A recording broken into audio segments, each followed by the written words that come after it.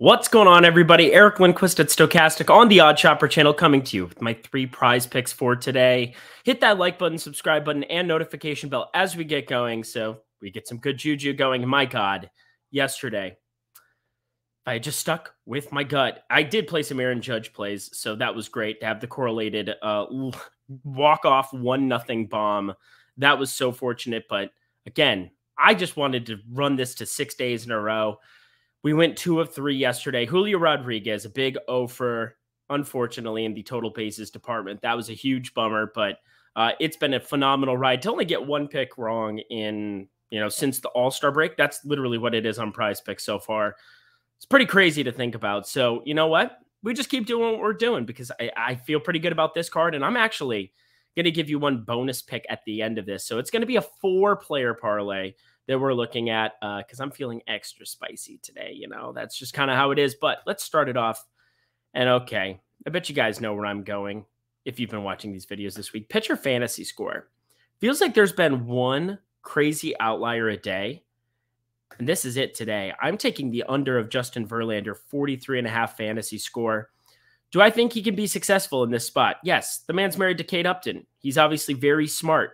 He's good at life. How about that for some narrative street? But 43.5 is just too much to be laying against the Seattle Mariners offense. It's not that they're just phenomenal top to bottom, but they have some decent enough lefties here going up against Verlander. And as good as he's been this season, the strikeout rate sitting on the season at 26.1%. I mean, we've been getting some unders of guys who have had 30%, 32% strikeout rates of late.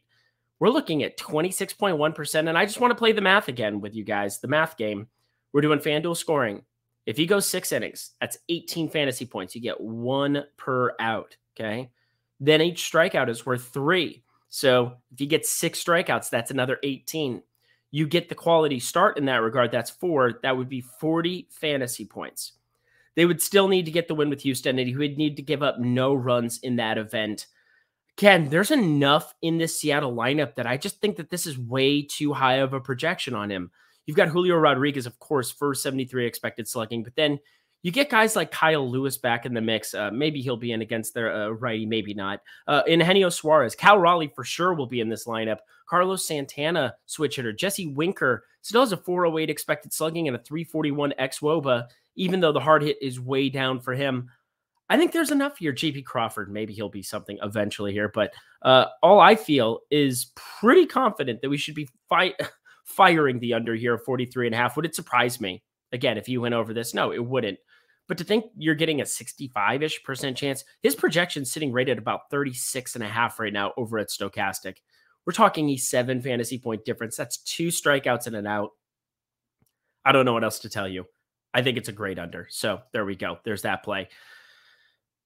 As I said before, total home runs, if I had just followed through, I explained it at least, so I felt good about that. I liked the Aaron Judge play yesterday. That was pretty obvious. Still, Brady Singer pitched very, very well. You know who's not on the mound today? Brady Singer is not on the mound. It is Chris Bubich season, and I will say, one of the weird things about analyzing Aaron Judge is that he seems to be better against righties, but it's not that he's bad against lefties. The dude's phenomenal all the way around. And Chris Bubich is not. 17.7% K percentage, an 11.9% walk rate. So there's going to be plenty of opportunities for batters to be on. 47.2% hard hit percentage, which is what we're more worried about when it comes to homers. A 463 expected slugging. And God, Aaron Judge, 691 expected slugging. You get the other 2 pieces there, Rizzo, LeMahieu. They're far less likely. But of course, what do? Hopefully you've learned by now. We correlate this pick. We add the over of total bases. He's minus 115, but again, I don't really care about it. He's plus 190 to hit a home run. I'm more likely to take him as the piece that I want to have in the trio more than anything else. So total bases, home runs, put them all together. What do you got? Bibbidi bobbidi boo is what you've got. So we're putting that together, and we're going to power play those 3. But I told you I was going to have a bonus play for you today. We're going for a 4-player power play to finish out the day. And I'm going to home runs again.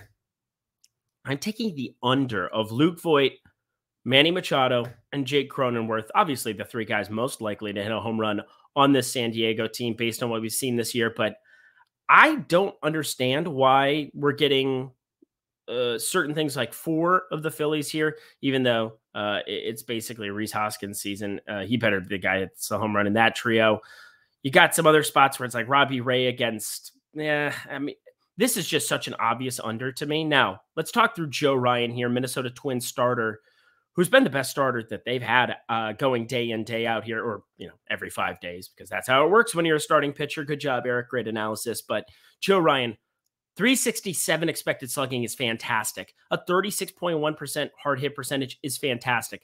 Pitching in San Diego, a pitcher-friendly park, much better than what he pitches in at home in Target Field.